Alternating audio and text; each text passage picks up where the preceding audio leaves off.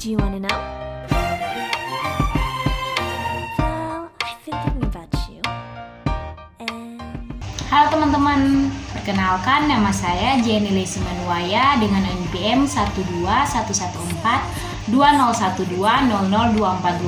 Saya dari kelas D, program studi keperawatan, Fakultas Kesehatan, Universitas Kristen Indonesia Maluku.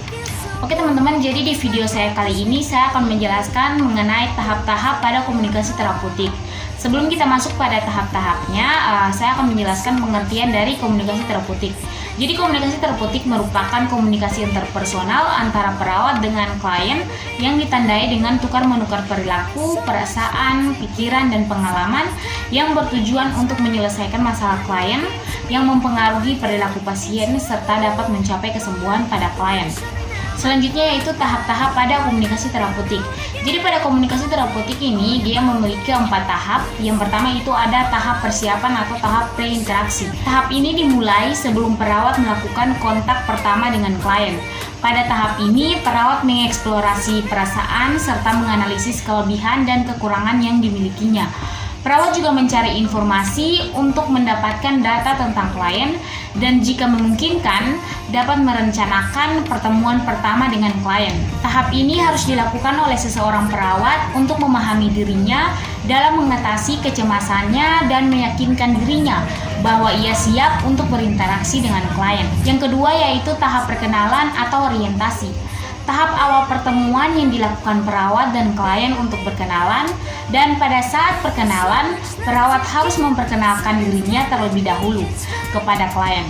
Hal ini menunjukkan bahwa perawat telah menunjukkan sikap terbuka kepada klien dan diharapkan dapat mendorong klien untuk membuka dirinya. Tujuan dari tahap ini adalah memvalidasi keakuratan data dan rencana yang telah dibuat dengan klien saat ini serta mengevaluasi hasil dan tindakan yang lalu.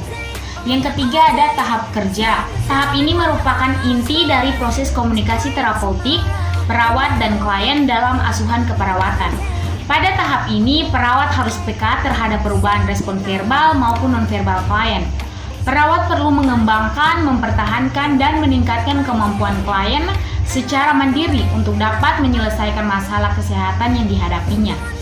Perawat juga diharapkan mampu meningkatkan pengertian dan pengenalan klien akan dirinya, perlakuannya, perasaan, dan apa yang dipikirkannya. Pada tahap ini, sikap perawat saat wawancara adalah yang pertama, mendengarkan dengan penuh perhatian, dan yang kedua, menanyakan keluhan yang paling dirasakan oleh klien. Tahap yang keempat atau tahap yang terakhir merupakan tahap terminasi.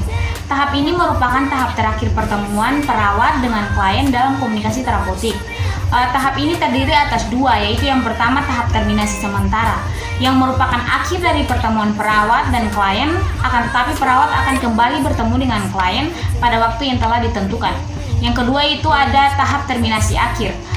Jadi jika perawat telah selesai atau mengakhiri keseluruhan rangkaian proses keperawatan yang ditujukan pada klien tersebut, tugas perawat pada tahap ini antara lain yang pertama, melakukan evaluasi hasil yang terdiri dari evaluasi subjektif dengan menanyakan perasaan klien setelah berinteraksi dengan perawat dan evaluasi objektif berupa pencapaian tujuan akhir dari interaksi antara perawat dan klien. Dan yang kedua yaitu merencanakan tindakan lanjutan interaksi.